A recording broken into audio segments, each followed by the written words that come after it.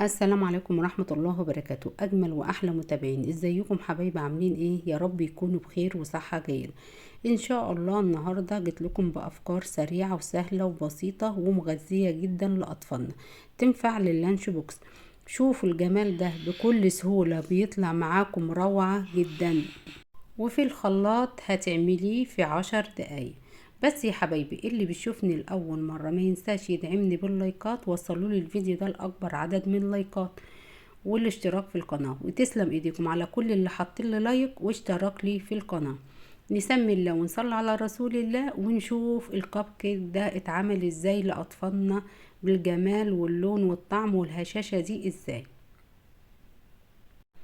اول حاجه المكونات بتاعتنا: عندي كوبايه من الدقيق، نص كوبايه من النشا، وعندي نص كوبايه من الزيت، وبيضتين، وكوبايه من الحليب. هنعمل ايه؟ هنزل بالبيضتين بتوعتي، وعايزه تضعفي الكميه بنفس المقادير ضعفيها زي ما انت عايزه. وهنزل بقى بالزيت، بس اهم حاجه يكون الزيت ريحته وطعمه حلوه، وكوبايه من الحليب، وعندي النشا والدقيق.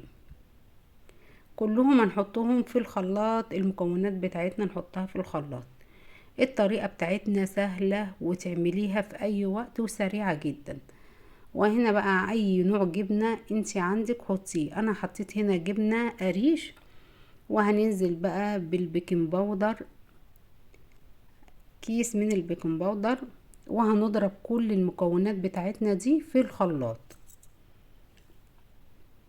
وبعد ما حطيناها وضربناها في الخلاط كده، هنجيب بولة وهنحط المكونات بتاعتنا دي. هنزل بقى ايه بالحشوة الجميلة. عندي هنا زيتون شرايح، وعندي فلفل الوان، والجبن بقى حسب رغبتك وايه تذوق الجبنة بتاعتك. انا عندي هنا ميكس جبن، حطينا الجبنة.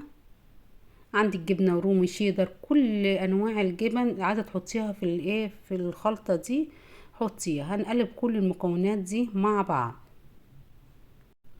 والحشوة اللي انت عايزاها، عايزة لانشون، بسطرمة، اي حشوة انت حباها حطيها.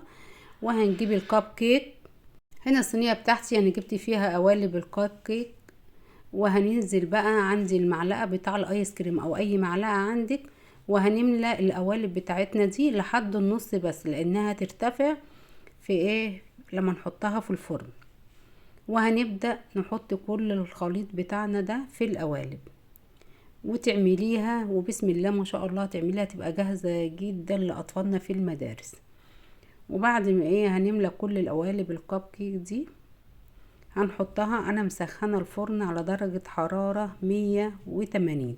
خلاص احنا كده جهزناها. نحطها بقى في صينية ألمونيا ونحطها على الرف الأوسط، وهنبص هتطلع معاكي روعة.